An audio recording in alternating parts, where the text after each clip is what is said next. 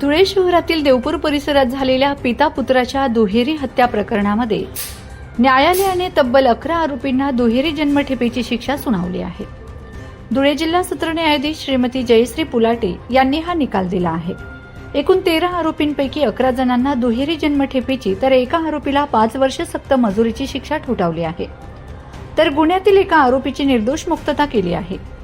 8 जून 2018 रोजी धुळे शहरातील वानखेडकर नगर परिसरामध्ये रावसाहेब पाटील तसेच त्यांचा मुलगा वैभव पाटील या पिता पुत्रांची पूर्व वैमनस्यातून तलवार तसेच धारदार शस्त्रांनी वार करत निर्गुणपणे हत्या करण्यात आली होती।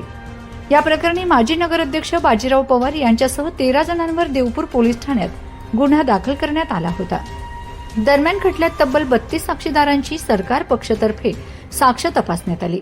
खटल्याचं कामकाज पूर्ण झाल्यानंतर जिल्हा सत्र न्यायाधीश जयश्री पुलाटे यांनी 13 पैकी 12 आरोपींना दोषी ठरवत 11 आरोपींना दुहेरी जन्मठेपेची शिक्षा ठोठावली आहे।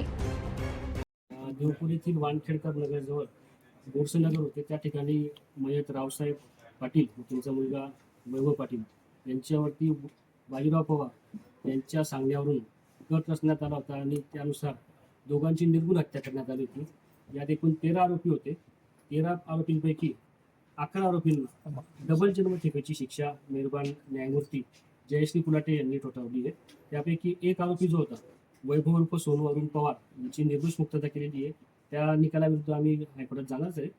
त्याप्रमाणे विक्की वेळीस याला भादवी कलम 212 प्रमाणे 5 वर्षाची शिक्षा सुनावलेली आहे। दुर्मिळातली केस ही अशी होती की ज्याच्यामध्ये 11 आरोपींना दुहेरी जन्मठेपेची शिक्षा दिलेली आहे।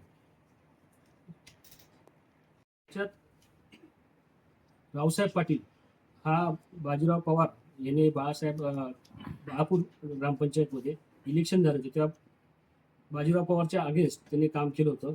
याच्यावरून त्यांची धुसफूस चालू होती। त्यानंतर 6 तारखेला दांडी पौर्णिमेच्या कार्यक्रमावरनं परत त्यांची धुसफूस सुरू झाली। 7 तारखेला पण परत त्यांनी वैभव पवारला पण धमकी दिली, वैभव पाटीलला धमकी दिली। ह्या सलग घटना झाल्यानंतर 8 तारखेला ही खुन्नस काढण्यासाठी त्यांनी एक कट रचला आणि स्वस्तिक टॉकीज येथे बरेच आरोपी एकत्र आले। त्यांनी हा कट कसा रचला या बाबतीत पण आम्ही पुरावा दिला। तो पुरावा ग्राह्य धरून भादवी कलम 302 व 120B प्रमाणे बाजीराव पवारला पण यांनी यात दोषी धरलेले आहे आणि एकूण 11 लोकांना जन्मठेपेची शिक्षा दिलेली आहे। 2015 मध्ये बाळापूरच्या इलेक्शनवरून हा वाद झाला होता। त्यानंतर 2018 मध्ये होळीचा दांडा काढण्याच्या कार्यक्रमावरून परत तो वाद चिघळला। त्यानंतर 7 तारखेला परत वाद झाले। मग नंतर 8 तारखेला ही भयानक घटना घडली। त्यानंतर मी प्रशासनाच्या व कोर्टाच्या विनवण्या करून रीतसर कोर्टात दाद मागितली। वेळोवेळी पाठपुरावा करून मला खूप संकटांना सामोरे जावे लागले।